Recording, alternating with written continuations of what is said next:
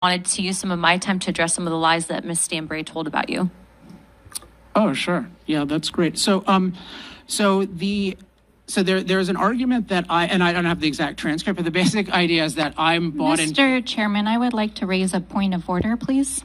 Okay. Mr. Chairman. Gentlelady will state a point of order. Yes, Mr. Chairman, I would like to inquire about the chair's read on the rules for this committee pursuant to what we adopted in terms of name calling and Can I take back some of my time right now because I'm interested in the facts. We're going to okay. freeze I just want to hear the facts from you. No, okay. Hold on one second. There's a point of order. Yep. And Ms. Luna, your time is frozen. Thank you.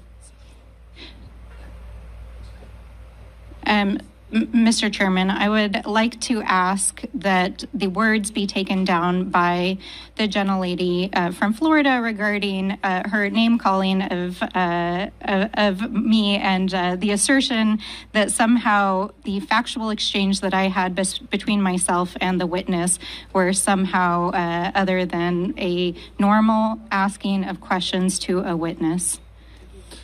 All right. Just give me 1 second. Thank you. Thank you.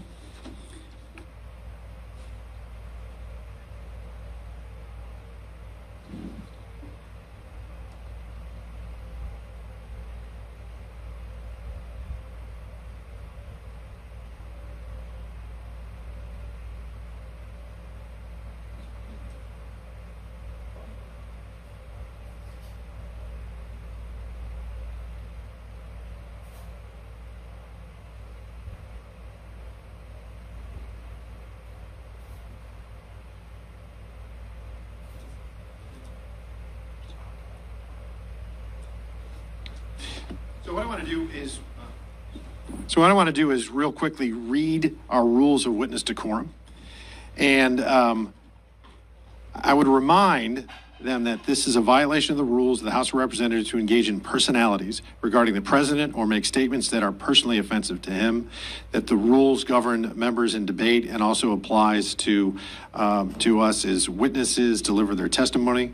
And so what I would ask is if Ms. Luna could perhaps rephrase to say maybe some untruths that were spoken. I think that would be fair and part of decorum, because we're going to disagree all day long on certain topics as the two parties, and sometimes we do agree, and then many times we don't. And so perhaps just rephrasing the question would satisfy everyone. And Ms. Luna, you're recognized for your full 5 minutes. Mr. Epstein, would you please correct some of the mistruths spoken about you? I would like to hear your perspective on what is factually accurate. Sure. So there are two things that Representative Stansbury brought up. So one I think I addressed very clearly this idea of any kind of racism, and she attributed this as almost an exact quote, me talking about the racial superiority of Western culture, and I clarified probably 5 times that Western culture has nothing to do with race, and it's about ideas, particularly individualism, freedom, and reason. So it didn't seem very honest to me to portray me as saying racial superiority. It seemed like another attempt to discredit me. And I think there's an inability to actually refute any of my arguments. And I think the same thing is true with the attack that I'm somehow representing and paid for by the fossil fuel industry. First of all, if I were, which I'm not, we need representatives of the fossil fuel industry here because they have expertise on this issue, which is about oil. So that's one thing, but it's just factually false. So I came to all of my ideas independently, and I said, once I came to the conclusion that fossil fuels are good, of course I proudly tried to advise fossil fuel companies, including coal companies, how to tell their story better. But to use my expertise and my convictions and to claim that I am dishonest and should not be listened to when I made a compelling case, I didn't think that was appropriate.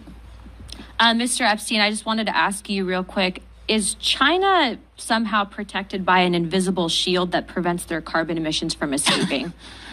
No. Okay, so if we have the ability to produce clean energy here or at lower carbon emissions versus China, don't you think that that would be better for the climate? Yes, but I think the main thing is the world needs far more energy, and if you care about emissions, you need to find truly cost-competitive ways to do that. And the best way to do that is through freedom, through liberating nuclear, through liberating natural gas. And unfortunately, this administration is focused on limiting the freedom of certain industries, namely fossil fuels, including natural gas, and then imposing extremely expensive things that the market won't choose on its own, which is the whole IRA, which is just a total subsidy fest that does nothing to make alternatives truly cost competitive. I agree with you. I think from a perspective on also national security, to say that somehow the United States is going to go to completely electrical grid would actually pose a massive threat to us. Yes. Because if you have a hacker, they could shut down an entire first world country, and obviously that's something that we don't want. My final question for you is, first of all, thank you for coming to testify before Congress. Pleasure. I appreciate you being here.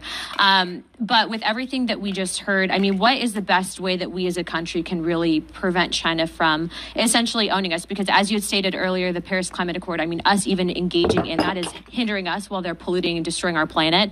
And I hear a lot about climate change, but few people of action that are willing to actually address that. Can I just comment on the grid, which you also mentioned? Yes, of course.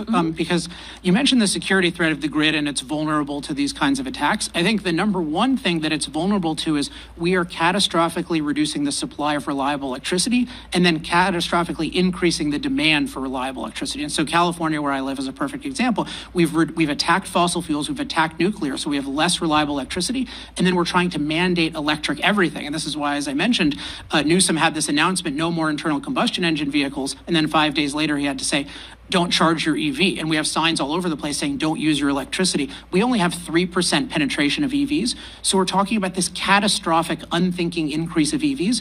And we are actually threatened, I have this documented, we're threatened to lose 20% of our reliable electricity in the next 7 years under the Biden EPA. So that is a catastrophic threat.